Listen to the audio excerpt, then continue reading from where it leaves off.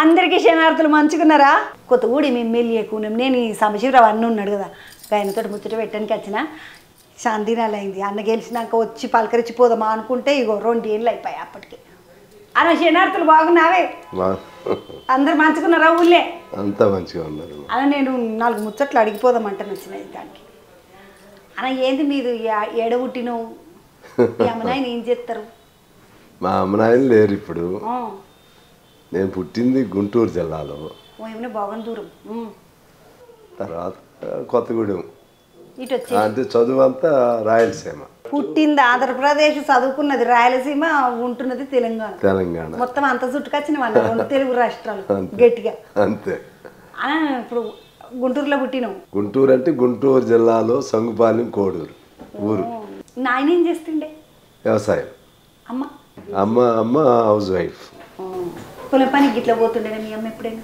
లేదు లేదు వ్యవసాయం రైతు కుటుంబం స్కూల్కు చిన్నప్పుడు మంచిగానే పోతుంటే అన్న కోతి చేష్టలు చేద్దాం నేనా మంచిగా ఎప్పుడు పోలేదమ్మా మంచిగా పోతే రాజకీయాల్లోకి వచ్చేవాళ్ళం కాదు అట్లా అంటావా అయితే మంచిగా పోయినట్టు పెద్ద కూలు ఏమన్నా వచ్చినో ఏమో అన్న మంచిగా పోయి ఉంటే ఉద్యోగం చేసేవాడిని మంచిగా పోలే చిన్నప్పుడు పంతులతోటి తన్నులు తినుడు నాయనతోటి తిట్లు తినుడు ఇదేమన్నా నడుసునా అమ్మ బజార్లకి బరబర్ర గుంజుకొచ్చి ఇట్లా గుద్దుడు అంటే అమ్మేమో మాకు ఊహ తెలిసేసరికి చనిపోయింది ఇక ఈ అల్లరి వల్లనే అక్కడ చేర్చింది నన్ను చిన్నప్పుడు అల్లరి ఎక్కువ ఎక్కడ చేర్చిండ్రు అది తిరుపతి దగ్గర రాయలసీమ హాస్టల్ వేసేసారు అయ్యో రామచంద్ర అందుకే అంటారు పూరలు నువ్వు చక్కగా చదవకపోతే చక్కగా హాస్టల్కి పట్టిస్తామంటారు కదా ఇక ఈ సార్ని కూడా చిన్నప్పుడు అట్లనే పట్టించిండ్రంట అన్న ఆడ హాస్టల్లో చదువుకున్నప్పుడు మంచిగా చదువుకొని ఇట్లా ఫస్ట్ వస్తుంటివా అక్కడ గొడవలే అక్కడ గొడవలే ఇక నువ్వు స్కూల్ చదువుడే కానీ కాలేజీకి ఏం చదవలేదా అన్న చదివాను అక్కడ ఏంటంటే హాస్టల్లో పిల్లలకి ఇబ్బందులు వస్తే పిల్లల తరపున అప్పుడు లీడర్షిప్ చేయటం చివరికి సస్పెండ్ చేశారు స్కూల్ నుంచి సస్పెండ్ చేశారు తర్వాత మెట్రికులేషన్ చేరి టీసీ కూడా ఇవ్వలేదు తిరుపతిలో ఏర్పేడని బాగా క్రమశిక్షణ ఎక్కువ అక్కడ టీసీ కూడా ఇవ్వలేదు టీసీ ఇవ్వనప్పుడు ఇక మెట్రికులేషన్కి టీసీ అవసరం లేదు మెట్రికులేషన్లో చేరి మెట్రికులేషన్ తర్వాత మళ్ళీ కాలేజ్ ఎడ్యుకేషన్ 4 ఏళ్ళు అక్కడ ఏం చదువుకున్నామన్నా కాలేజీలో బిఏనా బీకమా బిఏ చదువుకున్నాం అన్న ఇట్లా కాలేజీ చదువుకుంటారు కదా చదువుకునేటప్పుడు మంచిగా కాలేజీకి పోతుంటే ఎగ్గొట్టి సినిమాలకు పోదువా సినిమాలు బాగానే చూసి సినిమాలు అప్పుడు బాగా చూసేవాడిని అన్న నువ్వు కాలేజీకి పోయినప్పుడు ఇట్లా శివ సినిమాల సైకిల్ చైన్ గుంజి ఫైటింగ్లు చేస్తారు కదా సైకిల్ చైన్ బ్యాచీలు ఉండేవి మాకు అప్పుడు ఆ కాలమే సైకిల్ చైన్లు ఎక్కువ శురువైంది అప్పుడే అంటవా దాని తర్వాత అనుకో ఆ బ్యాక్గ్రౌండ్ సైకిల్ చైన్లు పట్టుకొని గుంజుడు లొల్లులు అవన్నీ ఉండేవి బగాయించి కొట్టుడు ఉరుకుడు అవన్నీ కొట్లాటలన్నీ ఉన్నాయి మా కాలేజీలో కూడా కొట్లాటలు బాగుండేవి ఏమని అన్న ఇట్లా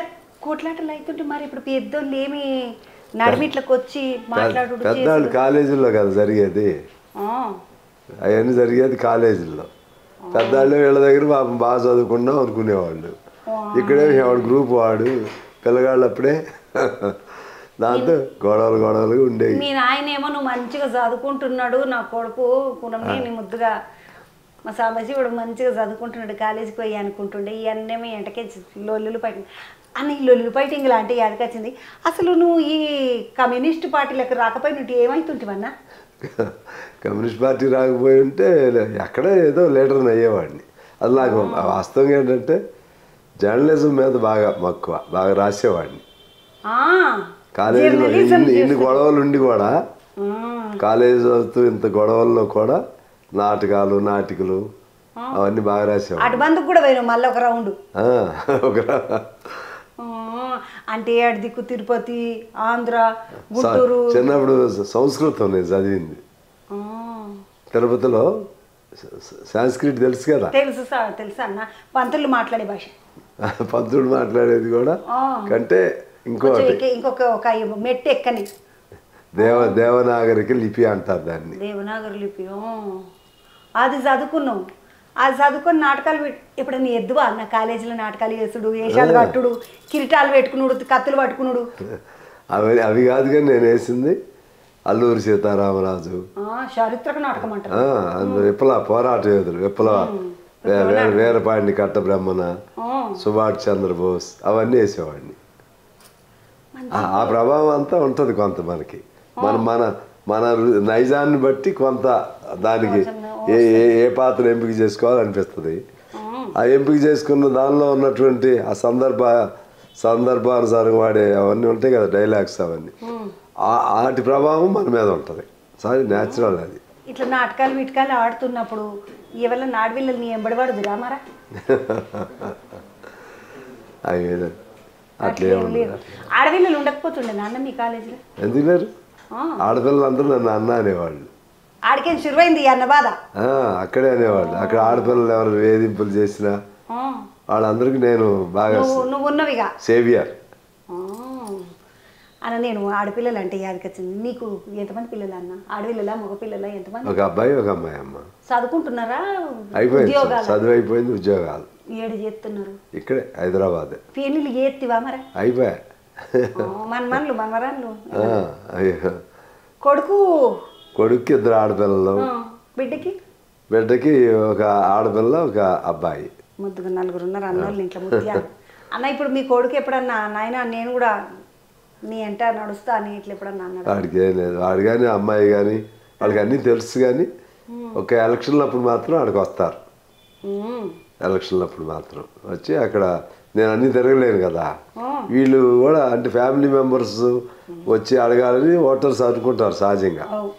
ఆ లోటు కవర్ చేసే విధంగా ఒక చోట ఓకే కొన్ని ఏరియాలో అమ్మాయి తిరిగేది, కొన్ని ఏరియాలో మా అబ్బాయి తిరిగేవాడు. పార్టీ వాళ్ళతో పాటు ఉంటే ఏదో నేను ఉన్నట్టు ఫీల్ అంతే కదా అన్న. ఇప్పుడు నువ్వు ఉన్నా లేకపోయినా ఆడ మీ కుటుంబం వాళ్ళు నిలబడ్డారంటే అన్నంతకు పిల్లలు వచ్చి పోవాలి మనం అన్నట్టు ఉంటుంది అట్లా కాదా? ఎందుకంటే మా ఊళ్ళో ఇట్లా తిరుగుతారు కదా అన్న. నేను చూస్తా. నేను వదిన గురించి 4 ముచ్చట్లు అడుగుతా. ఏం పేరు వదిన పేరు? ప్రమీలాదేవి.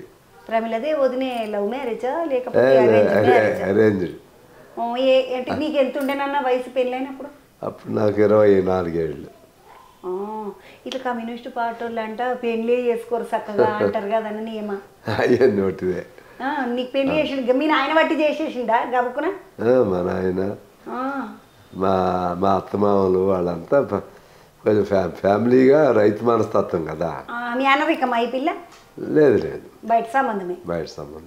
దగ్గర ఊరు వాళ్ళు కాలేజీలో సేమ్ కాలేజే. కానీ ఆ అమ్మాయి మాకంటే చిన్న ఇంటర్మీడియట్ ఏదో ఉన్నట్లుంది కానీ మాకు పరిచయం లేదు. నేను డిగ్రీ అప్పుడు ఇంటర్మీడియట్ చదివినట్టు. మొత్తానికి చదువుకున్నా ఆమె వదిని? ఆమె డిగ్రీ. కొలువు ఏమని చేస్తుందా మరి? కొలువు లేదు ఇంట్లోనే అన్న. ఇప్పుడు ఎప్పుడు అంటే నేను ఎర్రజెండ ముచ్చట్లు పార్టీ ముచ్చట్లు అడగక ముందు వదిన ముచ్చట్లు అడుగుతా. ఎందుకంటే మళ్ళీ మర్చిపోతాను అన్న. ఇదిదాన్ని అవుతున్నా కదా, అద్దాసి పోతున్నది. ఇప్పుడు వదినని ఎప్పుడన్నా నీ పనులు నీ మీటింగులు నీ ధర్నాలు నీ రాజకీయాలేనా? ఆమెను ఏ రోజు అన్న ఒక్కరోజు ఇట్లా షాపింగ్కి తీసుకుపోతాను అడివే ప్రామిలా నీకు ఒక చీర కొనిపిస్తాను తీసుకుపోయి? నిజం చెప్పాలా అబద్ధం చెప్పాలా? నిజమే చెప్పన్నా. నేను ప్రేమగా అడుగుతున్నానా లేదా? నిజం చెప్పబుద్ధి అవుతుందా నేను అడుగుతా, అబద్ధం చెప్పబుద్ధి అవుతుందా? నిజమైతే బాబాకి నేను ఎప్పుడు ఏం చేయలేదు. తీసుకుపోయి కొనిపించడు ఏం లేదు. ఆమె అడ్జస్ట్ అయిపోయింది మా జీవితంతో. పాపం అది నిజం. ప్రామిలాది ఎంత మంచిది చూసిండ్రు, అడ్జస్ట్ అయిపోయిందంట అన్న. సరే షాపుకి తీసుకుపోయి చీర కొనిపించలేవు, పోని అక్కడ పోని నీ దందలల్లో నువ్వు ఉంటావు. దందల అంటే నీ పనులు, దందల అంటే మళ్ళీ బిజినెస్ అనుకునేవు. నీ పనులలో నువ్వు ఉంటావు. వదిన ఒక్కసారి నడివేప మనం ఒక బిర్యానీ తినేసి తందూరి చికెన్ తినేసి వస్తాం పాని ఎప్పుడని తీసుకుపోయినావా? పోనీ చిన్నప్పుడు పెళ్ళైనప్పుడు మాత్రం 2 ఏళ్ళు సినిమాలకు వెళ్ళేవాళ్ళం. దేవుని దయతో అదృష్టం వదినకి సినిమా చూస్తే దొరికింది కొత్తగూడెంలో ఉన్నప్పుడు. తర్వాత ఏంటంటే ఇక పాపులారిటీ పెరిగిన కొందికి మా యూత్ వాళ్ళు నేను సినిమాకి వెళితే కూడా వాళ్ళు ఇబ్బంది పడేవాళ్ళు. మీరు ఎందుకు సార్ సినిమా అంటే అందరిలాగా ఉండొద్దని వాళ్ళ కోరిక. చిన్నగా తగ్గిపోయింది సినిమాలు సినిమాలు చూసుడు కూడా తగ్గిపోయింది. తగ్గిపోయింది. వదినకి ఎప్పుడన్నా ఏమన్నా వండి పెట్టినవా అన్న? నేనా? నీకు వంట వచ్చా అసలు? నాకు స్టవ్ ముట్టియటం చేత కాదు తల్లి. అయ్యరా వదిన వండి పెడితే తినుడు తప్ప. ప్రమిళ వదినే నేనైతే మస్తు కొట్లాట పెట్టుకుంటుంటా అన్నతోటి. నువ్వు మంచిదాన్ని ఏమనలేవు నువ్వు పాపం. మంచిదే.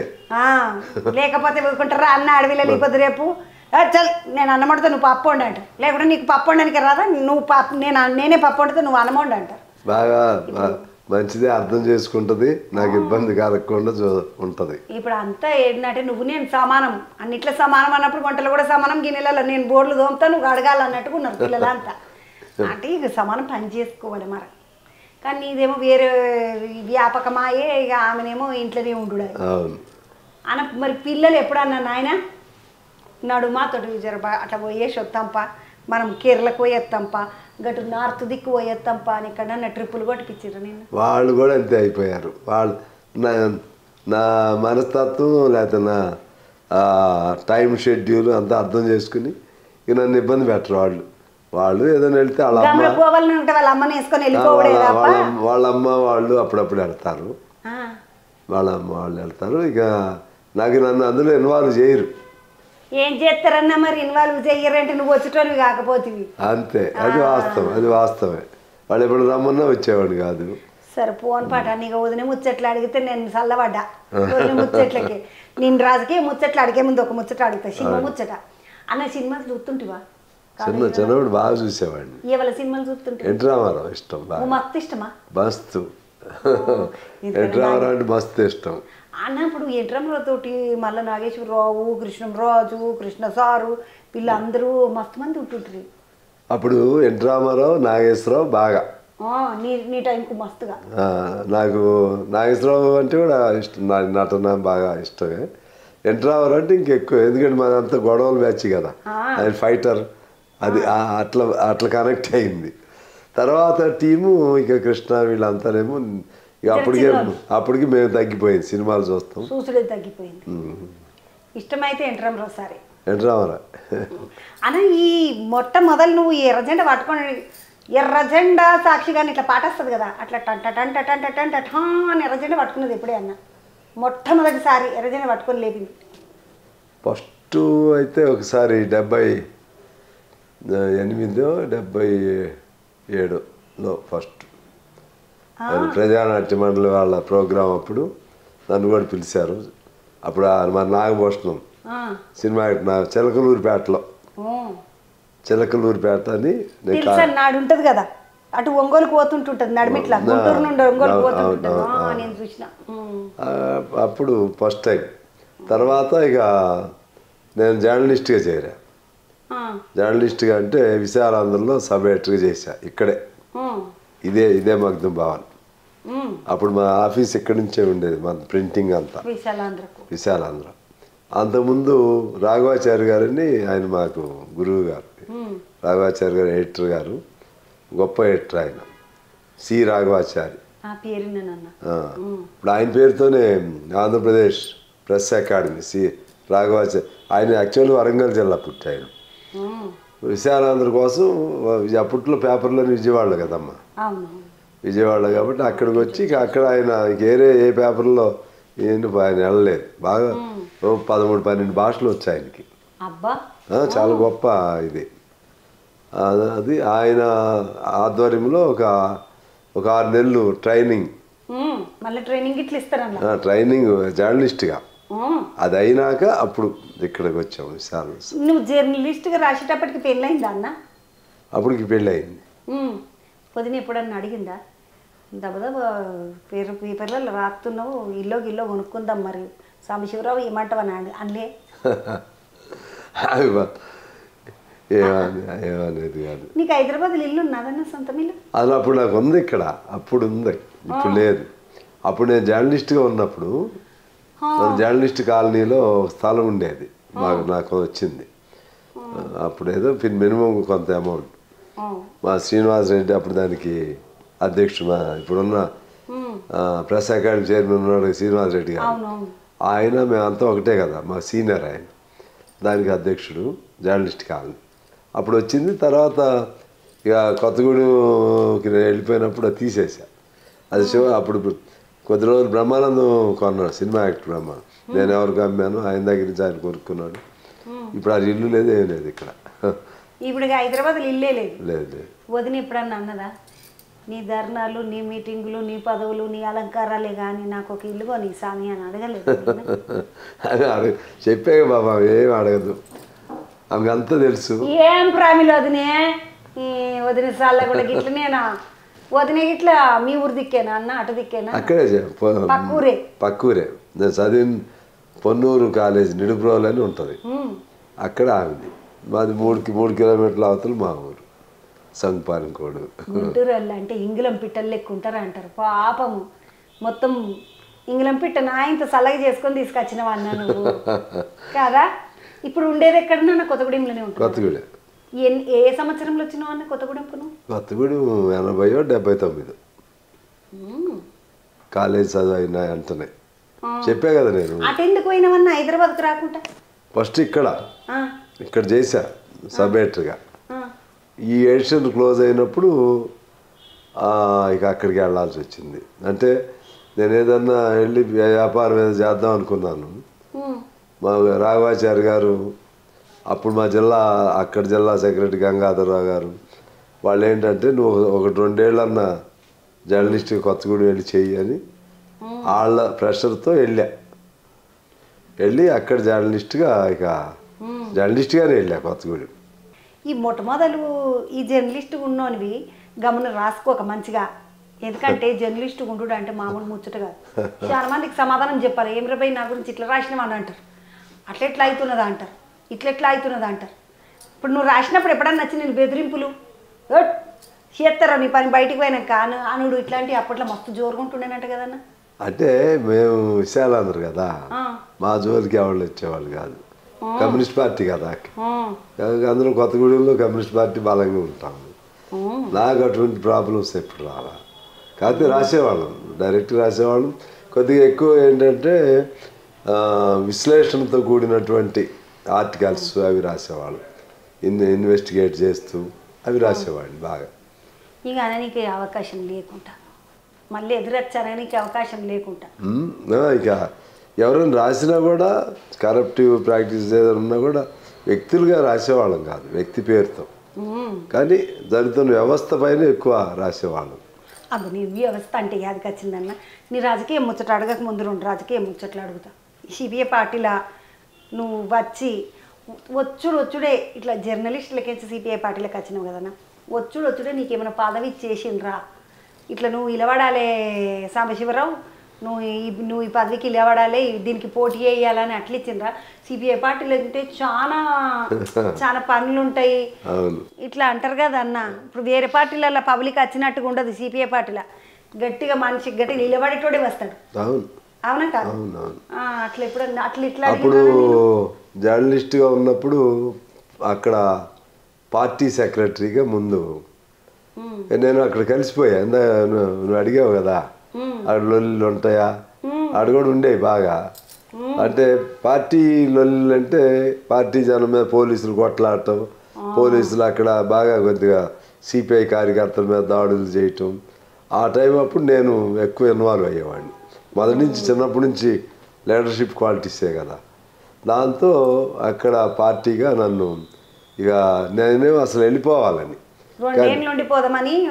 వెళ్ళిపోవాలి. మా కొమరయ్య గారని ఉండేవాడు లీడర్ అక్కడ, మన బొగ్గని కార్మికులు. ఇక ఆయన ఇంకా కొంతమంది నాయకులు ఉన్నారు, వేములపల్లి నాగేశ్వరరావు గారు, గురుప్రసాద్ గారు, వీళ్ళందరూ ఏంటంటే నన్ను అక్కడే ఉండాలని చెప్పి ఒత్తిడి చేశారు. తర్వాత వాళ్ళు పార్టీ సెక్రటరీ చేశారు. 81లో పార్టీ సెక్రటరీ అయ్యా. 80లోను 81లోను 1 సంవత్సరంన్నరలో పార్టీ సెక్రటరీ అయిన తర్వాత ఇక రోజు లొల్లి ఉండేది, రోజు గొడవలే. కాంగ్రెస్కి మాకు గొడవలు, పోలీసులకి మాకు గొడవలు. ఈ గొడవలతో నా మీద కేసులు చాలా కేసులు ఉండేవి. ఆ తర్వాత 87లో అనుకుంటా మండల ఎన్నికలు వచ్చినాయి. మండల ప్రజా పరిషత్ ఎన్నికలు. అప్పుడు మండల ప్రజా పరిషత్ ఎన్నికలప్పుడు నన్ను సిపిఐ నుంచి అప్పుడు ఒంటరిగా పోటీ చేసాం. సిపిఎం టీడీపీ ఒకటి అప్పుడు గిరిప్రసాద్ గారు మా సెక్రటరీ. లెఫ్ట్ డెమోక్రటిక్ ఫ్రంట్ అని ఒకటి పెట్టాడు సపరేట్గా. అంతకుముందు టీడీపీతో పొత్తుండి కూడా గ్యాప్ వచ్చింది. ఎన్టీ రామారావు గారు ఆ విధానాలు నచ్చగా ఈయన ఒక ఫ్రంట్ పెట్టాడు. అందులో గౌతు లచ్చన్ గారు, ముద్రగడ పద్మనాభం గారు, రిపబ్లికన్ పార్టీ ఎస్రీబాయి గారు, వీళ్ళంతా. దానిలో నేను మండల ప్రెసిడెంట్గా ఒంటరిగా చేసాం. చేసి మంచి మెజార్టీతో గెలిచాను. అప్పుడు ఫస్ట్ అది రాజకీయంగా ఒక పదవి 87లో. 87కి షురువైంది అన్న నీ రాజకీయ జీవితం? 80 నుంచి షురువు అయింది. 80లోనే షురువైంది. ఇట్లా ఎన్నికల ప్రాసెస్ అంటే అంటే ఏమంటారు, ఇట్లా ప్రత్యక్ష ఎన్నికలలో పాల్గొని ఓట్లు గుద్దిపించుకొని గెలుచుడు అనేది అప్పుడు 87లోనే అన్న చూడండి మండల పరిషత్ ఎన్నికైనంట అన్న. ఇప్పుడు మామూలుగా సిపిఐ పార్టీ అంటే ఎట్లుంటుందా అంటే, సిపిఐ పార్టీ ఎర్రజెండాల పార్టీ వాళ్ళు ఏదైనా పని చేస్తున్నారు అంటే, ఏదైనా ధర్నా చేస్తున్నారు అంటే, పేదలకు లైట్ ఛార్జీలు తక్కువ, కరెంటు బిల్లులు తక్కువ వేయాలనని, పిల్లల బడి ఫీజులు తక్కువ చేయాలనని, పేదలకు ఇండ్లు కావాలనని, జాగలు కావాలనని, ఇటువంటి వాటికి ధర్నాలు చేద్దరు. ఇప్పుడు ఏమిటికి ధర్నాలు చేస్తున్నారు? ఇప్పుడు చేస్తున్నారా అసలు? అప్పుడున్న సమస్యల పైన ఎక్కువ చేసేవాళ్ళు. మేము కొత్తగూడెంలో అయితే దాదాపు 15,000 నుంచి 18,000 ఇళ్ళ స్థలాలు పంపిణీ చేసా. అప్పుడు నేనంటే మా పార్టీ ఆధ్వర్యం నేను యంగ్గా ఉండేవాడిని. అట్లే రిక్షా వాళ్ళ సమస్య, ఆటో వాళ్ళ సమస్య, కూరగాయల వాళ్ళు, అందరి ఇష్యూస్ మీద ఏదో పోరాటం చేసేవాళ్ళం. ధరలు తగ్గటం అదేదో రొటీన్ మామూలు. కానీ వాళ్ళకి ఇళ్ల స్థలాలు కావాలి, లేకపోతే బతుకు తెరుగు కోసం అటు అనేక పోరాటాలు చేసేవాళ్ళం అప్పుడు. సరే, అప్పటికి ఇప్పటికి ఏంటంటే, అప్పుడు ప్రభుత్వాలు కూడా పోరాటాలను గుర్తించాయి, గౌరవించాయి. ఇప్పుడు ఏదైనా ఒక ఉద్యమం అని మొదలు పెడితే వెంటనే ముందస్తు అరెస్టులు, మామూలు చిన్న చిన్నవి చేస్తే వేరు, పెద్దవి కూడా చేసేవాళ్ళం. ఇప్పుడు ఆ డెమోక్రటిక్ ఆ ప్రాసెస్సే దెబ్బతింది. ఏ ప్రభుత్వం అయినా, ఆ ప్రభుత్వం లేదు, ఈ ప్రభుత్వం లేదు అన్న. నేను ఇది ముందస్తు అరెస్టులు అనగానే నాకు ముందు 3 ముచ్చట్లు యాదుకున్నాయి. ఇప్పుడు కేసీఆర్ సారు సీఎం ఉన్నప్పుడు ఏం పార్టీ అంటే తోక పార్టీ అన్నాడు, మళ్ళీ దపనం పార్టీ అన్నాడు. అట్లా అంటే మీకు ఏమనిపిస్తుండేనన్న? కోపం వస్తుంది కదా. తోక పార్టీ అయితే ఇది కమ్యూనిస్ట్ పార్టీ. మరి అంతా కమ్యూనిస్టుల చరిత్రే వాడుకునేవాడు ఆయన. చాకలైలమ్మ ఎవరు? చాకలైలమ్మ. దొడ్డి కోమరయ్య ఎవరు? దొడ్డి కోమరయ్య. షోయిబుల్లా ఖాన్, ఇంకా మా రావినారాయణ రెడ్డి, బద్దం ఎల్లారెడ్డి, సురవరం ప్రతాప్ రెడ్డి గారు. అంటే కమ్యూనిస్ట్ కాకపోయినా సుధాకర్ రెడ్డి వాళ్ళ పెదనాయన, ఇంకా బద్దం ఎల్లారెడ్డి. ఆయన మొత్తం ఆయన నేపథ్యం, వాడుకున్న నేపథ్యం అంతా కమ్యూనిస్టులదే. తోక పార్టీ ఎట్లయిద్ది? ఇప్పుడు మేము 100 ఏళ్ళు అవుతుంది రేపు డిసెంబర్ 26కి. మరి రేపు వాళ్ళది ఉంటుందో లేదు తెలియదు.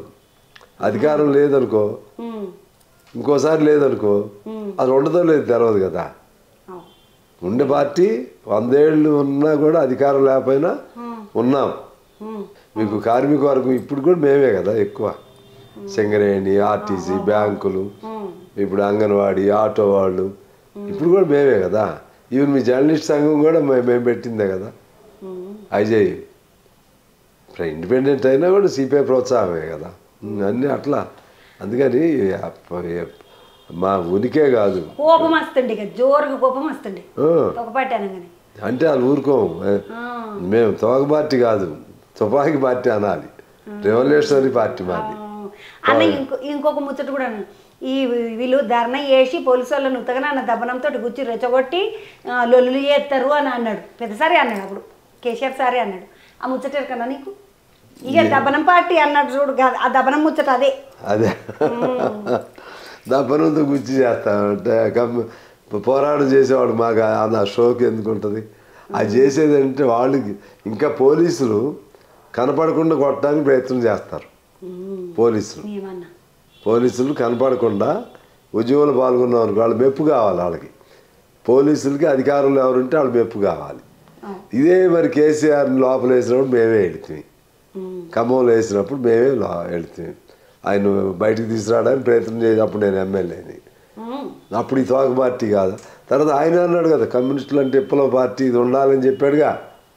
చెప్పాడు మునుగోడు అవసరం వచ్చింది, కమ్యూనిస్టులు లేకపోతే ఎట్లా ఉంటుంది ఈ దేశం, ప్రపంచం ఎట్లా, ఎర్రజెండా ఉండాలని చెప్పినాడు. అంటే వాళ్ళు రోజుకి వాళ్ళ అవసరాన్ని బట్టి నాలుగు కదా మారుస్తూ ఉంటారు. నాలుగు మడతేస్తే ఒక పదం, నాలుగు తెరిస్తే ఒక పదం, అట్లా. ఖమ్మంలో అరెస్ట్ అన్నప్పుడు ముచ్చట యాదకి వచ్చింది. మీరు కేసీఆర్ సార్ ఉన్నప్పుడు చూసిండ్రు, అంటే ఉద్యమం ఉన్నప్పుడు చూసిండ్రు, కేసీఆర్ సారు సీఎం అయినాక చూసిండ్రు, ఇప్పుడు రేవంత్ రెడ్డి సార్ సీఎం అయినాక చూసిండ్రు. ఎట్లా అనిపిస్తుంది, ఏ ప్రభుత్వం ఎట్లుంది అనిపిస్తుంది, ప్రభుత్వంలో ఎవరు ఉంటే నిమలం ఉన్నది అని అనిపిస్తుంది? అంటే చాలా మందిని చూసిండ్రు కదా సార్, 80లకించి షురు చేసి మీ అనుభవంలో, రాజకీయ అనుభవంలో 80కించి షురు చేసి 2025 దాకా 45 ఏళ్ళు. అవును, చాలా మంది ముఖ్యమంత్రులు కూడా చూసాం. రాజశేఖర రెడ్డి గారితో పరిచయమే, చంద్రబాబు గారితో పరిచయమే, కిరణ్ కుమార్ రెడ్డి గారితో పరిచయమే, రోసయ్య గారితో పరిచయమే, తర్వాత సరే కేసీఆర్ గారితో, రేవంత్ రెడ్డి గారితో అందరితో పరిచయమే నాకు బాగానే. ఇప్పుడు అప్పుడు కేసీఆర్ సార్ ఉన్నప్పుడు ధర్నాలకి ఇట్లా చేద్దరు కదా సార్, ఇప్పుడు చేస్తున్నారా మరి రేవంత్ రెడ్డి? కేసీఆర్ ఉన్నప్పుడు ధర్నా చేయనీలేదుగా, ఆడ ధర్నా చౌకి లేపేశాడు కదా, అదే కదా. ఇప్పుడు ఎట్లా ఆయనకి ఈయనకి తేడా ఉందంటే, ఈయన యాక్చువల్ కేసీఆర్ ఏం తెలివిగలిగిన వాడే ఉన్నాయి, కానీ కొద్దిగా బద్ధకం మనిషి, అంతా తన బుర్రలో నుంచి వచ్చినట్టుగా అన్నీ నడుస్తాయని అట్లా కింద చెప్పిన దానికి చేసిన దానికి తేడా వచ్చేసింది. తేడా వచ్చింది. వచ్చి మాట మీద నిలబడటం, మాట అన్న తర్వాత మాట నిలబడాలి కదా. మునుగోడప్పుడు మమ్మల్ని అట్లాగా చేశాడు. ఆ తర్వాత ఏదన్నా కాసేపు పొగుడుతాడు, ఆకాశం ఎత్తాడు, కొంచెం కింద పడేస్తాడు. అట్లా ఆయన సిస్టమ్ తెలుసు బాగా. ఏది తెలిసిన అన్నిటికంటే నీకు ఎంత అనుభవం, ఎంత నాలెడ్జ్ అనే కంటే నీలో కమిట్మెంట్ ఉండాలి. ప్రజలు అమాయకులు కాదు, లేకపోతే తోటి పార్టీలని ఆడుకోవద్దు. ఆడుకునే పార్టీలే చివరికి ఎదురు తిరుగుతాయి. ఇవాళ నీకు బలం ఉందని మాతో ఆడుకుంటే ఎందుకు ఊరుకుంటాం? మా సందర్భం వచ్చినప్పుడు మాకు ఉంటుంది కదా. సో అది ఆయన పరిస్థితి. సరే, రేవంత్ రెడ్డికి పరిపాలన పరంగా ఎక్స్పీరియన్స్ తక్కువ ఉన్నా స్ట్రగుల్ చేస్తున్నాడు. ఏదో ఒకటి కొత్తగా వచ్చాడు, యంగ్గా ఉన్నాడు, తన ప్రయత్నం తను చేస్తున్నాడు. ఎన్నిసార్లు కలిసినావన్నా రేవంత్ రెడ్డి సార్? నువ్వు ఎమ్మెల్యేగా గెలిచినాక ఎన్నిసార్లు? ఎప్పుడు కలుస్తాను ఉంటాను, అటు బందుకు వచ్చినప్పుడల్లా కలుసుడే. మీ దిక్కు కొత్తగూడెం దిక్కు వచ్చినప్పుడల్లా కలుసుడా? హైదరాబాద్ ఇక్కడ కూడా కలుస్తాం కదా. ఇప్పుడు అందులో ఇప్పుడు నేను సిపిఐ తరఫున ఎమ్మెల్యే ఫ్లోర్ లీడర్ని. తర్వాత ఇక్కడ ఏదైనా సందర్భం వచ్చినా కూడా ప్రతి సందర్భం నేను ఫ్రీగానే కలుస్తూ ఉంటాను రేవంత్ రెడ్డి. అంతకుముందు ఆయన నేను ఫస్ట్ టైం ఎమ్మెల్యే, ఆయన ఫస్ట్ ఎమ్మెల్యే, నేను ఫస్ట్ ఎమ్మెల్యే 2009. అప్పుడు మేమిద్దరం కలిసి కూడా ఉద్యమంలో పాల్గొన్నాం. బయ్యారం అనేది ఒకటి ఉంది, పెద్ద ఇష్యూ. బయ్యారం ఉక్కు అది నేనే పెట్టింది, అప్పుడు అసెంబ్లీలో రైజ్ చేసింది, పెద్ద ఇష్యూ అయింది కదా. అది రాజశేఖర రెడ్డి గారి అల్లుడికి రాసిచ్చారు, షర్మిల భర్త బ్రదర్ అనిల్, 1,40,000 ఎకరాలు సబ్లీజ్ పేరుతో రాసిచ్చారు. దాన్ని బయట పెట్టా. అప్పుడు పెద్ద ఇష్యూ అయినప్పుడు చంద్రబాబు గారు రేవంత్ గారు హుషారుగా ఉంటాడు కాబట్టి ఆయనకి అప్పచెప్పి నాకు మా ఇద్దరికి కలిపాడు, మా తరపు నుంచి ఈయన ఉంటాడని. అప్పటి నుంచి మేము బాగా మంచి పరిచయస్తులే. మొన్న కూడా నన్ను పోటీ చేయాలని ఆయన బాగా బలంగా, ఆయన పిసిసి అధ్యక్షుడిగా ఉన్నాడు కదా. ఒక సీటు కోసం మేము వెనక ముందు ఆడుతున్నప్పుడు ఒక సీటు ఎట్లా సాధ్యమైంది కమ్యూనిస్ట్ పార్టీగా అని అనుకున్నప్పుడు ఇక చివరి దశకు వచ్చింది. ఇక ఆయన కబురు చేశాడు, తప్పనిసరిగా అట్లా సంబంధాలు బాగుంటాయి, బాగా అభిమానంగానే ఉంటాం ఒకళ్ళకి. ఇప్పుడు రేవంత్ రెడ్డి సార్తో సంబంధం అంటే ఎదకొచ్చింది నాకు. ఇందిరా మీన్లు ఎన్ని శాంక్షన్ చేయించుకున్నావు, ఎన్ని కట్టించినావు మీ దిక్కు కొత్తగూడెం? అంటే 3,500 కదా. ఎవరికో ట్రైబల్ నియోజకవర్గాలకు ఇంకో 10,000 ఎక్స్ట్రా ఇచ్చారు. మామూలు 3,500. మంచి మంచి. మీకు ఎన్ని వచ్చినాయి 3,500?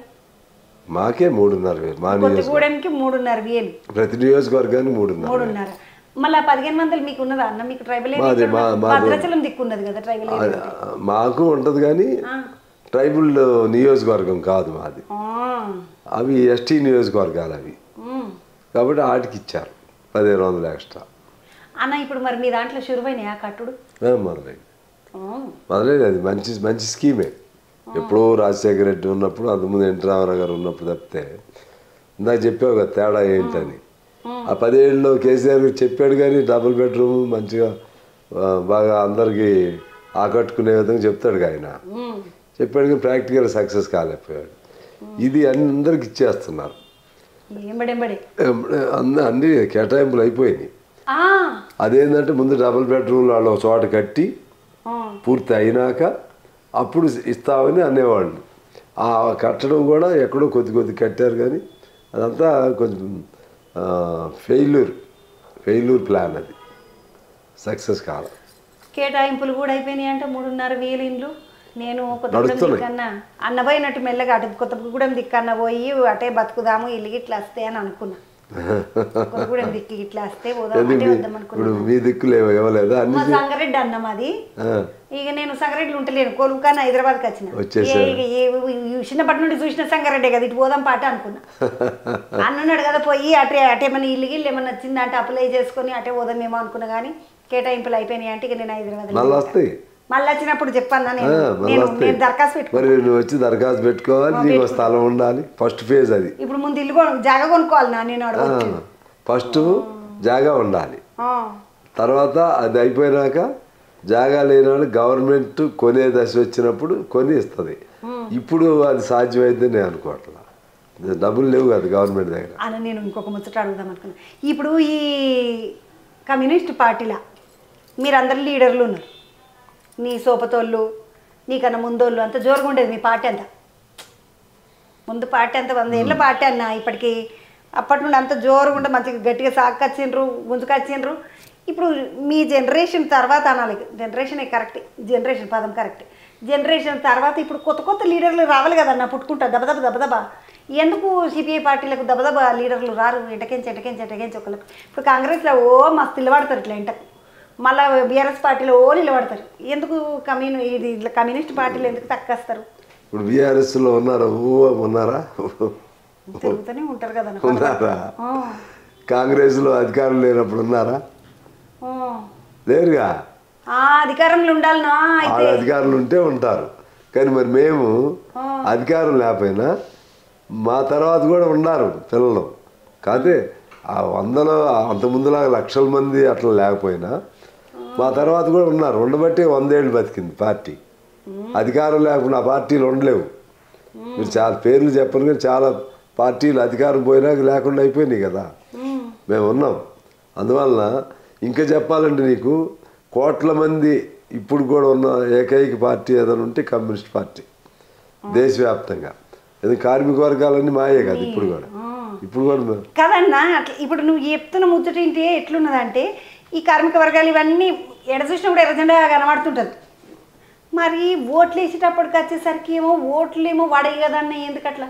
ఇప్పుడు దానికి ఏంటంటే ఓటింగు ఒక్క చోటుగా ఉండదు, మాది కాన్సన్ట్రేటెడ్ ఓటింగ్ లాగా. ఒక చోటే ఉండి ఒక నియోజకవర్గంలో 40,000 50,000 అట్లా అన్ని చోట్ల ఉండవు. కొన్ని చోట్ల ఉంటాయి. ఒక కొత్తగూడెం లాంటి చోట ఒక 7 ఉన్న చోట పార్టీ బలంగా నల్గొండ జిల్లా ఉంటాయి కొన్ని 25,000 20,000 అటు. మిగిలిన ఏమో స్కాటర్డ్గా ఉంటుంది మా ఓటింగ్. వాళ్ళకేమో ఉన్న చోట అధికారం ఉన్నప్పుడు అట్లా వస్తుంది. అది పోయింది, ఇప్పుడు టీఆర్ఎస్ పోయింది, వాళ్ళందరూ ఇందులోకి వస్తారు. ఇది పోయింది వీళ్ళందరూ మళ్ళీ అందులో పోతారు. అట్లా ఉంటుంది వాళ్ళకి. మేము అందుకే ఏమంటున్నామంటే మేము దామాషా ప్రాతినిధ్యం అని అడుగుతాం. దామాషా ప్రాతినిధ్యం అయితే ఏంటంటే మొత్తం ఏ పార్టీకి ఎన్ని ఓట్లు వచ్చినాయి లెక్క పెట్టాలి. వచ్చినప్పుడు సపోజ్ ఇప్పుడు మీ పార్టీకి ఒక 1,00,000 ఓట్లు వచ్చినాయి, మాకు 50,000 వచ్చినాయి. మీకు 1,00,000 ఓట్లకి 10 సీట్లు ఇచ్చారనుకో, ఒక 50,000కి 5 ఇవ్వాలి. ఇప్పుడు ఏమవుతుంది, ఫస్ట్ కమ్ ఫస్ట్ సర్వ్ లాగా అయింది. అటు ఒక సింగిల్ ఓటు వచ్చినా మెజార్టీ వాడు గెలిచినట్టు లెక్క. మిగిలిన వాళ్ళకి ఆ లెక్క ఓట్లన్నీ వృధా అవుతాయి. అట్లా కాకుండా అప్పుడు చేస్తే ఏమైందంటే దేశంలో 3వ పార్టీ అయింది ఇప్పుడు మాది. అంతే కదా, మీకు మొత్తం దేశవ్యాప్తంగా ఇప్పుడు కూడా ఉన్న పార్టీ ఇప్పుడు ఈ ప్రాంతీయ పార్టీ కదా. టీఆర్ఎస్ పక్క రాష్ట్రంలో ఉండదు, టీడీపీ ఇంకో రాష్ట్రంలో ఉండదు, జనసేన ఉండదు. మరి మేము అన్ని చోట్ల ఉన్నావా లేదా? కాంగ్రెస్ జనసేన అంటే అది వచ్చిందన్న. నీకు వీళ్ళు ఉన్నారు కదా ఇప్పుడు మన ఆంధ్రప్రదేశంలో ఉన్న లీడర్ల దోస్తులు బాగానే ఉన్నారంట. ఉంటారు. అక్కడ ఎట్లా దోస్తానన్న? అంటే అప్పుడు కలిసి ఉమ్మడి రాష్ట్రం ఉంది కదా, ఉమ్మడి రాష్ట్రం అప్పుడు అసెంబ్లీ ఉమ్మడి చంద్రబాబు గారు అప్పుడు టీడీపీ వాళ్ళంతా బాగా తెలిసిన వాళ్ళు దోస్తులు. ఆయన నీతో చదువుకున్నాడంట కదన్నా, తెల్లెంటికల్ సార్ అంబటరాంబాబు సార్ ఉంటాడు, జోరుగా మాట్లాడతాడు ఆ సార్. అంబటరాంబు నా ఫ్రెండే. కాలేజీలో ఫ్రెండా, స్కూల్లో? అక్కడ తిరుపతి స్కూల్లో చదివినప్పుడు సస్పెండ్ చేసిన కాడ ఫ్రెండా? ఆయనకి ఇట్లనే కోతి ఉంటుండే నాన్న, ఆ సార్కి ఇట్లనే కోతి చేష్టలు, లొల్లి పంచాదులు. నేను కోతి చేష్టలు చేయను కానీ ఆయన చేసేవాడు. నేను కోతి చేష్టలు చేసేవాడిని, కంట్రోల్ చేసేవాడిని. కాకపోతే అది అల్లరిలాగా అయిపోయేది. అల్లరంటే ఆడపిల్లలు అల్లరి చేయటం, లేకపోతే ఇంకోళ్ళ మీద అట్లా చేయను. అయ్యి అట్లా చేయను. ఎవరైనా ఏదైనా చేస్తే గొడవ పడేవాడిని. రాంబాబుకి చిన్నప్పటి నుంచి కొంచెం అల్లరే. ఇంకా నేనేమో లీడర్షిప్ క్వాలిటీస్ ఉండే నాకు చిన్నప్పటి నుంచి. రాంబాబు సార్ నీకు బాగా మేమిద్దరు ఫ్రెండ్సే అప్పుడు. అన్న ఇప్పుడు మొత్తము సిపిఐ పార్టీ ఉంది కదన్న, ఇది మొత్తము ఒకసారన్నా ఇట్లా రాజ్యం ఏలదా? వెళ్తుంది. ఎప్పుడు వస్తుండొచ్చు ఆ సమయం? ఎన్ని ఎన్నికలకు? ఇప్పుడు చాలా ఒక మళ్ళీ ఎన్నికలకు ప్రభుత్వం మాదే అంటారు కదా, అట్లా ఇప్పుడు సిపిఐ పార్టీ అంటే టైము ఇప్పుడు అన్ని పార్టీలు ఇప్పుడు ఒకటి అవ్వాలనే లైన్కి వచ్చేస్తున్నారు. మావోయిస్టులో కూడా మార్పు వస్తుంది. మావోయిస్టుల మార్పు, సిపిఎం అన్నీ కలిసి మళ్ళీ ఒక పార్టీ అవ్వాలనేది ఒక ప్రజల కోరిక. అది మాలోనే ఇక రావాలి. ఒకటయ్యామనుకో డెఫినెట్గా ప్రత్యామ్నాయం మేమే అవుతాం కమ్యూనిస్టులు అందరం కలిస్తే. అప్పుడు ఇవాళ రేపు అనేది చెప్పలేదు. ఇప్పుడు శ్రీలంకలో వచ్చేసింది కదా కమ్యూనిస్టులు, నేపాల్లో కమ్యూనిస్టులు వచ్చారు కదా, శ్రీలంకలో వస్తుందని ఎవరు ఊహించలేదు. అట్లా వచ్చే అవకాశం ఉంటుంది. అప్పటి వరకు ఏమైంది, కొంపలే మూర్తి నడుపుతూ ఉంటాం, ప్రజల కోసం ఫైట్ చేస్తాం. మంచి ఆలోచన. పబ్లిక్ కోసం అయితే అంతే నిలబడతాం అన్న. ఇప్పుడు నువ్వు మొట్టమొదటిసారి ఇట్లా నాకు పబ్లిక్ కోసం అనగానే యాదకొచ్చింది, జెండలు బట్టి ఎర్రజెండ పట్టుకొని తిరుగుతుంటే అంటే అమ్మలేదు కానీ నాయన అవుతున్నాడు అప్పుడు. ఏమిరో సాంబశివుడా ఇట్లా ఏ పడుతుంది, నువ్వు మనకి ఎందుకు ఇది, నువ్వు మంచిగా చదువుకోబెట్టా అంటే నువ్వు ఇట్లా చేస్తున్నావా అని బెదిరిస్తుడు ఏం చెయ్యలేదా? లేదు, మా నాన్న ఇప్పుడు చెప్పలేదా అసలు మీ నాయనకి నేను ఇట్లా జర్రజెండ పట్టుకొని తిరుగుతున్నా నేను ఆయన అని? తెలుసు, ఆయనకి తెలుసు. కానీ అంటే నేను ఎప్పుడు తప్పు చేయను అనేది వాళ్ళకి. కాకపోతే కోపం తగ్గించుకోమనేవాళ్ళు. బాగా ఆవేశం ఉంటుంది. ఎప్పుడు కేసులు పడతా ఉండే కదా, పెద్ద పెద్ద కేసులు నా మీద. టెర్రరిస్ట్ కేసు టాడా ఇప్పుడు ఫోటో ఓపా ఉంది చూసావా, అది అప్పుడు టాడా, అది పెట్టారు నా మీద. అది కూడా అది నా మీద పెట్టారు అప్పుడు. అట్లా చాలా కేసులు ఉండేవి. అప్పుడు కొద్దిగా బాధపడతారు కదా జైలుకి వెళ్ళి. అట్లా మా మిస్సెస్ మా పిల్లలు కొద్దిగా ఫీల్ అవుతారు సహజంగానే. ఎప్పుడన్నా వదిలే అన్నదా ఇన్నేళ్ళు చేసినావు, 2 సార్లు గెలిచినావు ఎమ్మెల్యేగా, మళ్ళీ గీతకు మనం ఇడికేంచి మెల్లగా సంచయించి చదువుకొని ఎక్కడికన్నా పోయి ప్రశాంతంగా ఉందాము, జర నన్ను ఎటన్నా తీసుకపో అని ఎప్పుడన్నా అడిగిందా? లేదు బాబా, ఆమె ఇక నా పొలిటికల్ ఆలోచనకి ఆమె అసలు అర్థమే రాదు. ఇట్లా చేద్దామని కానీ ఇక ఆమె అడ్జస్ట్ అయిపోయింది. అడ్జస్ట్ కాలేదు ఆమె, అన్న అడ్జస్ట్ చేసిండు మెల్లగా మానసికంగా. అన్న ఏమన్నా ఇట్లా కాదు ప్రమిళ, మనం ఇట్లుంటేనే అవుతుంది. నాకంటే ఆమె తెలియగలిగింది కానీ ఎక్కువ ఎదురు చెప్పదు. నాకంటే ఆమె ఎక్కువ తెలియగలిగింది. అన్న ఇప్పుడు గెలవంగానే చాలా మంది ఏం చేస్తారంటే గుళ్ళకు పోతారు, అంటే ఇట్లా దేవస్థానాలకు పోవుడు, బయట దేశాలకు పోవుడు, పిల్లలను అందరం తీసుకొని ఎక్కడైనా ట్రిప్పులకు పోవుడు ఇట్లా చేస్తారు. మీరు ఎక్కడ పోయినరు ఎమ్మెల్యే కాగానే ఎటు గెలిచినాక పోయినరు? అసలు నీకు నిజంగా చెప్పాలంటే ఒక గెలిచిన తర్వాత గుడికి వెళ్ళటం కానీ, గెలవక ముందు గుడికి వెళ్ళటం కానీ, లేకపోతే గెలిచామని ఫ్యామిలీతో ఊరు వెళ్ళటం కానీ ఏం లేదు. గెలవక ముందు ఎట్లున్నాను, గెలిచిన తర్వాత కూడా అంతే ఉన్నా. అది నాకు ఆ తేడాయే లేదు. దేవుణ్ణి నమ్మరా మీరు? ఇట్లా భగవంతుని నమ్ముడు అట్లా? లేదు, నేను నమ్మను. కాకపోతే ఏంటంటే అది నాకు పార్టీలో రాకముందు నుంచే నమ్మేవాడిని కాదు. ఎందుకంటే ఏదో మా అప్పుడు హేతువాదం లాగా, నాస్తికవాదం లాగా అవి చదివేవాడిని. పార్టీలో రాకముందు కూడా నేను ఎప్పుడు నమ్మేవాడిని కాదు. తర్వాత ఎవరన్నా ఇప్పుడు గుళ్ళు ఫస్ట్ ఎన్నికలప్పుడు గుడిలోకి వచ్చి కొబ్బరికాయ కొట్టమని కొట్టలా నేను. తర్వాత అదేంటంటే ప్రజల ఎక్కువ 90%, 98%, 99% వాళ్ళ నమ్మకాలు ఉన్నప్పుడు దాన్ని మనం గౌరవించాలి అనే పేరుతో ఇప్పుడు ఎవరిని గుడికి రమ్మని వెళ్తాను అన్నీ చేస్తా. కానీ నేనైతే ఇంట్లో పూజలు కానీ నేను చేయను. ఎవరైనా వెళ్ళి ఒక కొబ్బరికాయ కొట్టుకుంటే కొడతాను. ఇక వాళ్ళు నారాజు కాకుండా అయ్యో మనం అన్నాన్ని పిలిస్తే కొట్టకపోయి అది నారాజు కాకుండా ఒకటి వాళ్ళ విశ్వాసాన్ని మనం గౌరవించటం.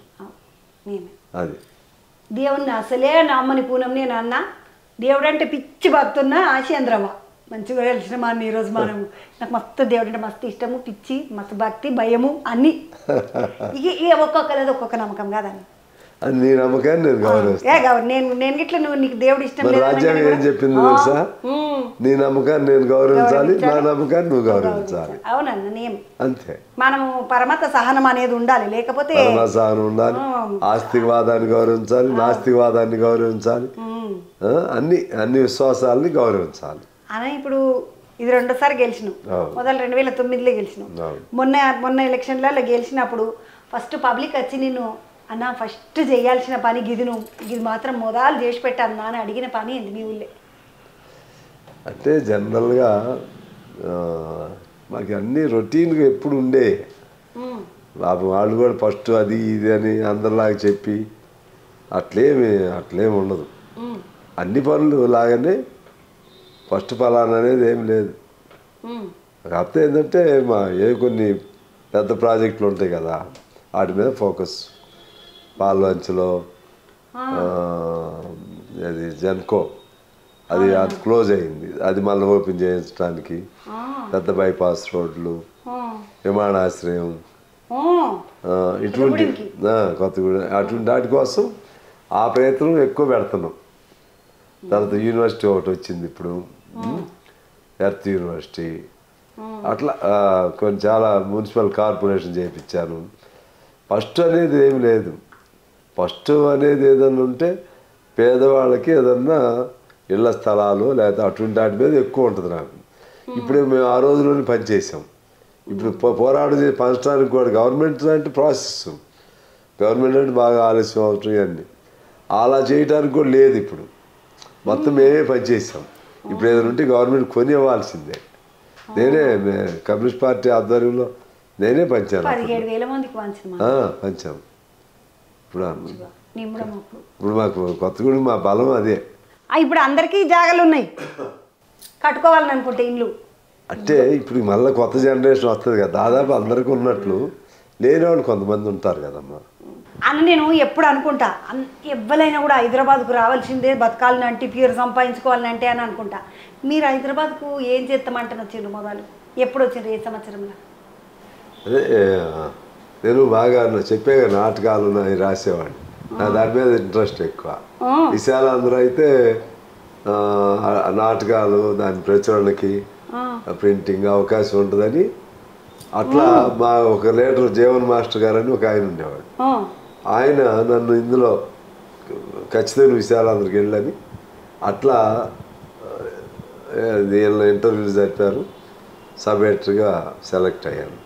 అట్లా వచ్చా 80లో అనుకుంటా, 79 హైదరాబాద్కి వచ్చింది. వచ్చేసి నువ్వు హైదరాబాద్కి వచ్చినప్పుడు హైదరాబాద్ ఎట్లుండే అన్న? హైదరాబాద్ నాకు తెలిసి అప్పటికిప్పటికి పెరుగుతుంది, కానీ సరౌండింగ్ బాగా పెరుగుతుంది. సరౌండింగ్ ఇవన్నీ పాతయే. ఇప్పుడు మన హిమాయత్ నగర్ కానీ ఇవన్నీ పాతయే కదా. పెరిగేదంతా ఇక బయటకించి అట్లా పెరుగుతూ ఉంటుంది. మన ఊళ్ళో పెరిగినట్టు హైదరాబాద్. అది అప్పుడేమో సిటీ బస్సులు అవి ఉండేవి.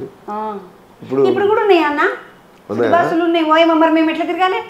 మెట్రో కదా. నేను పేదదా నన్ను, నాకెక్కడ సిటీ, నాకెక్కడ మెట్రో. అంతేనా? నేను బస్సులని పోతా, నాకు అది నిమ్మడం అంటే నాకు తెలుస్తుంది. ఇడ దిగి ఇడికించి ఆడ దిగాలి, ఆడికించి నడుచుకుంటూ పోవాలి. మళ్ళీ మెట్రో ఎక్కినాం అనుకో, అది ఎక్కడన్నా దించితే నేను ఆగమైతే వాడు పిలిచే లోపల నేను దిగకపోతే అందుకని భయం అవుతుంది. నేను బస్సులోనే పోతా, నిమ్మలంగా అనిపిస్తుంది అన్న. అప్పటికి వెనకటికి సినిమాలు నువ్వు 80 ఇలా వచ్చేటప్పటికి మంచిగా ఎన్టీఆర్ సార్ సినిమాలు, నాగేశ్వరరావు సార్ సినిమాలు చూస్తుంటాయి. ఇప్పటి సినిమాలకి అప్పటి సినిమాలకి ఏం తేడా అనిపించింది అన్న? అప్పుడు బాగా మెలోడియస్గా ఉండేది, మన ఫ్యామిలీ లాగా నిజ జీవితంలో జరిగేలాగా. ఇప్పుడు నిజ జీవితంలో జరిగేవి ఉండవు వేడ, అంతా కూడా డిజిటల్ సిస్టమ్ వచ్చిన తర్వాత ఇంకేవి వచ్చినాయి కదా అన్నీ. మొత్తం ఆర్టిఫిషియల్ ఏఐ పేరుతో ఆర్టిఫిషియల్ ఇంటెలిజెన్స్ అని ఏఐ అంటున్నారు. బొమ్మలు మాట్లాడుతున్నాయి, పాడుతున్నాయి, వాటి పాడుగా వాటి అందరికి ఆడే. ఆ బొమ్మలే మనుషులు అవుతున్నారు, మనుషులు బొమ్మలు అవుతున్నారు. ఏదో కాసేపు ముచ్చట ఏదో కాలక్షేపానికి ఏదైనా పనికొస్తాయేమో కానీ ఆ మెసేజ్ ఉండదు. చిన్నపుచ్చడం కాదు. కష్టపడుతున్నారు నటులు, బాగానే డాన్సులు అయితే బాగా డెవలప్ అయ్యారు. అప్పుడు అప్పుడు డాన్సులు వేసేవాడు కాదు. అప్పుడు ఒక అక్కినే నాగేశ్వరరావు ఒకడే వేసేవాడు. అప్పుడు హీరోస్కి డాన్స్ చివరిలో నాగేశ్వరరావు లాగా వేయాలని ఎన్ రామారావు గారు కూడా మొదలెట్టాడు.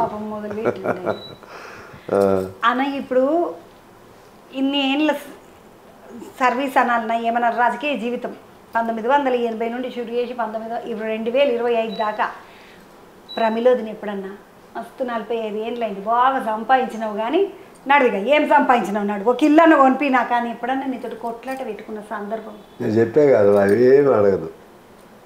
ఏమైనా బంగారం అన్న కొనిచ్చినావా అన్న వదినకు?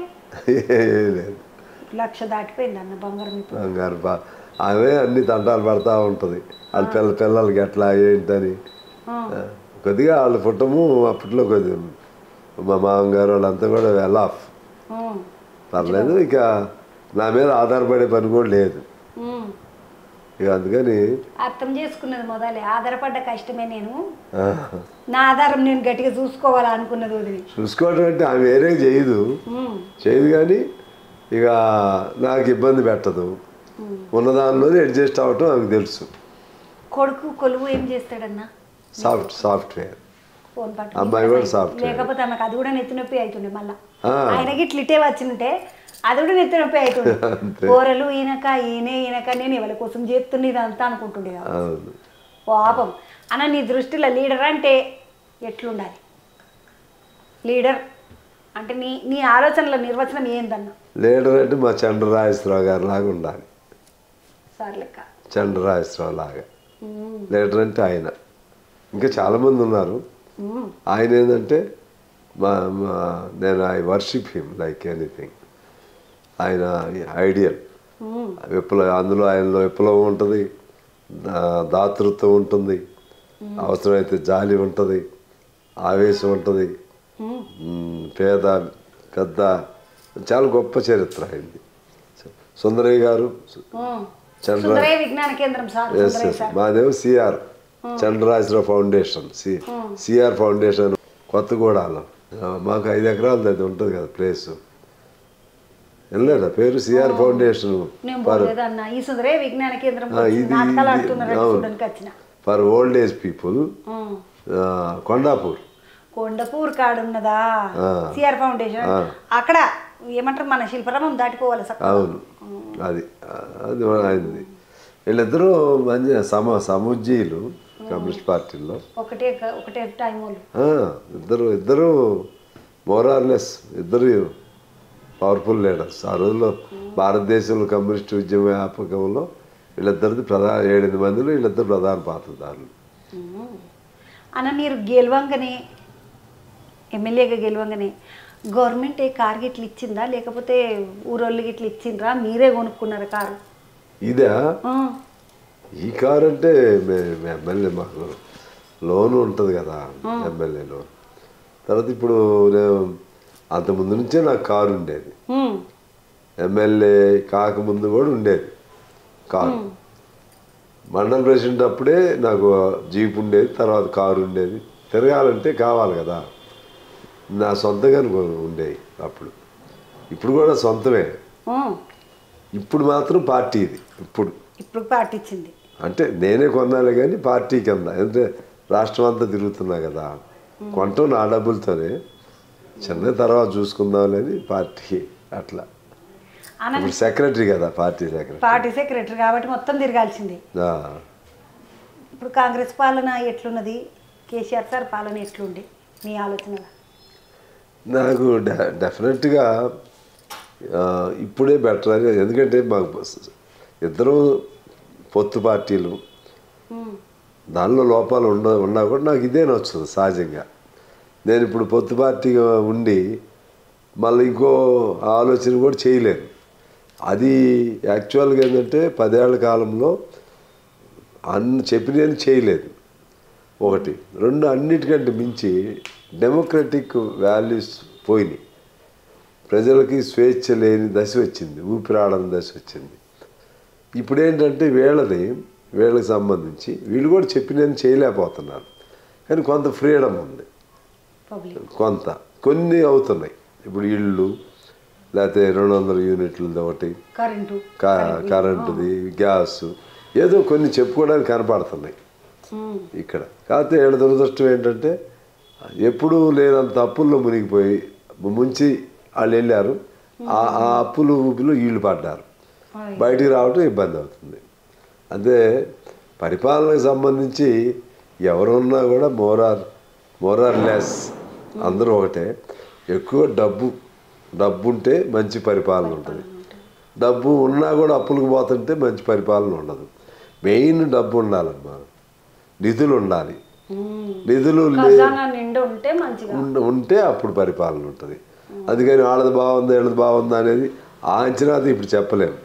కాదు ఏ అంచనా చెప్పగలుగుతామంటే ఉన్నదానిలో ప్రజలకి ఫ్రీడమ్ ఉందా లేదా, అది కొంత బెటర్. వీళ్ళు కానీ వీళ్ళు కూడా చాలా మారాల్సినవి ఉన్నాయి.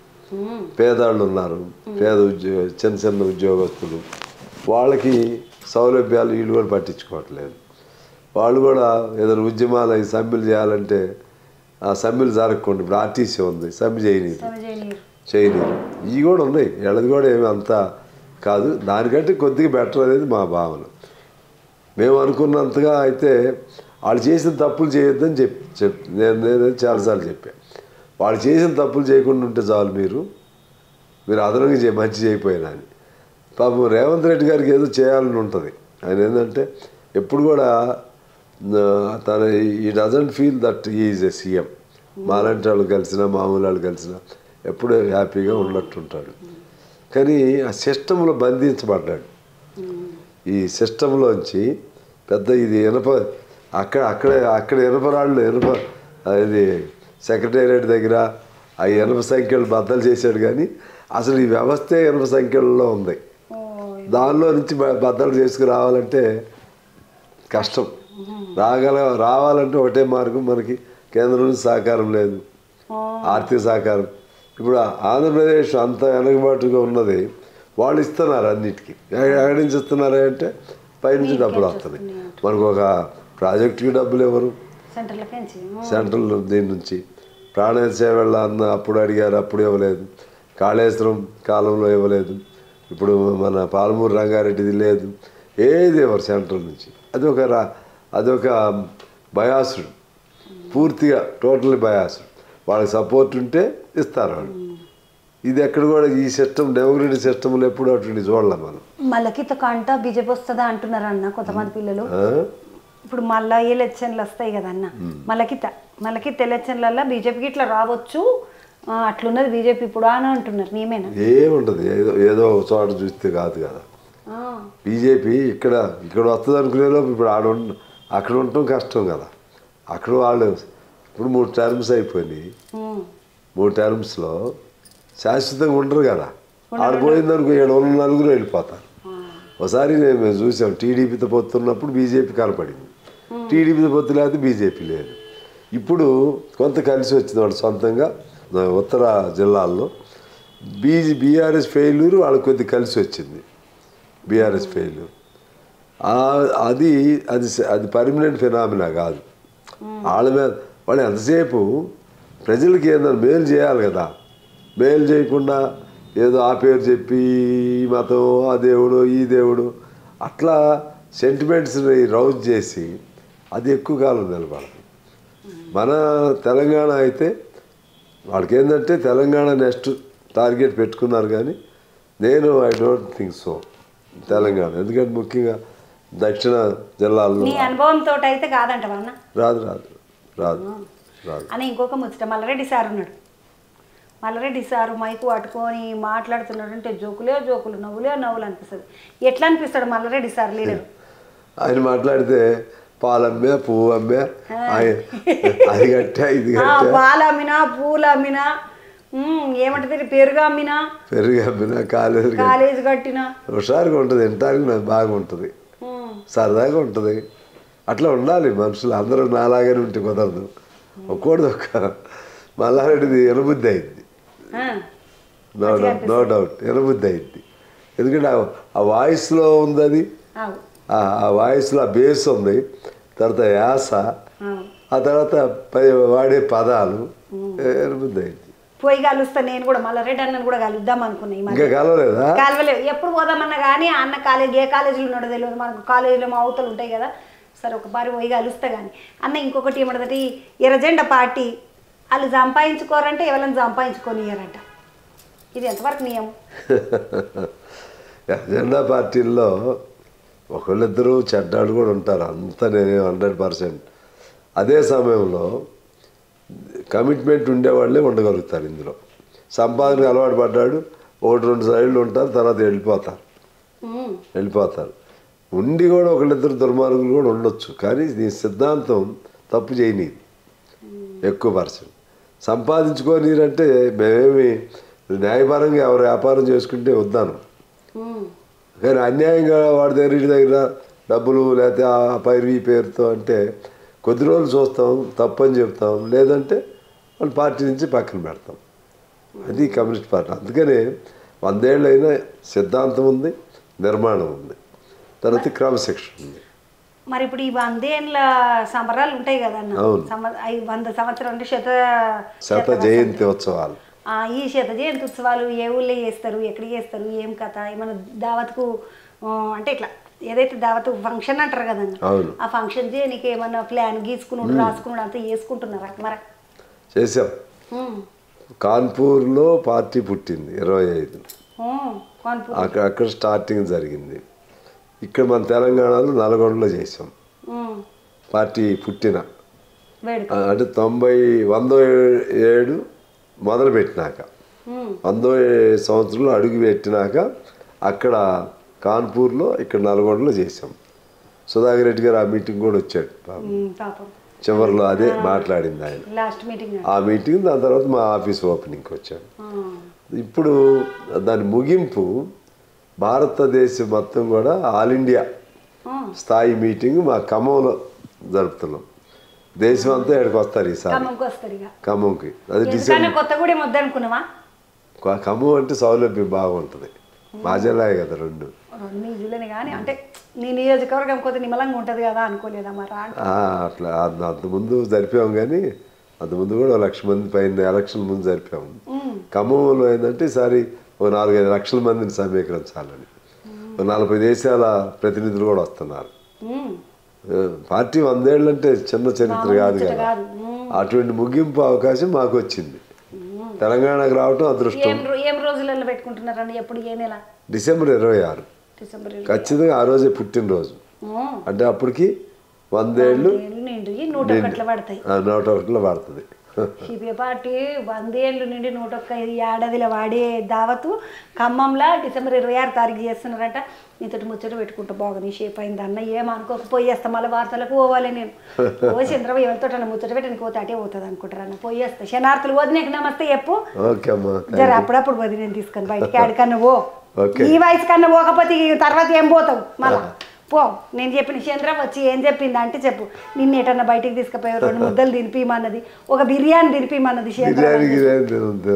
పోయేస్తాను అన్న ఇక ఇది అన్నతోటి ముచ్చట కొత్తగూడెం ఎమ్మెల్యే అంటే ఈ అన్న ఏం మాట్లాడతాడు ఇట్లా మాట్లాడతాడు అసలు సిపిఐ పార్టీ అంటే నేను ఇట్లా మాట్లాడాలి ఇట్లా అన్ని మస్తు భయంతో వచ్చిన గజ్జు అన్నది పానం వచ్చేటప్పటికి అంత ఎర్రజెండలు అంత జోరుగున్నది ఇక కానీ వచ్చినా అన్నతోటి మాట్లాడితే నిమ్మలంగా మన ఇంటి పక్క అన్నతోటి మాట్లాడినట్టే ఉంది ఎమ్మెల్యే సార్ తోటి మాట్లాడినట్టు ఏమనిపించలేదు నాకు కానీ అంత నిమ్మలంగా మంచిగా ప్రేమగా మాట్లాడిండు అన్న ఇది అన్నతోటి ముచ్చట మళ్ళొక ముచ్చటతో మళ్ళగా ఇద్దాం ఇళ్ళకి బుక్కెడు తినుండి మిమ్మల్ని అడిగేటోళ్ళు ఎవరు చంద్రబాబు అడుగుతుంది తినుండి మంచిగా తిని ఆరోగ్యంగా ఉండాలి నమస్తే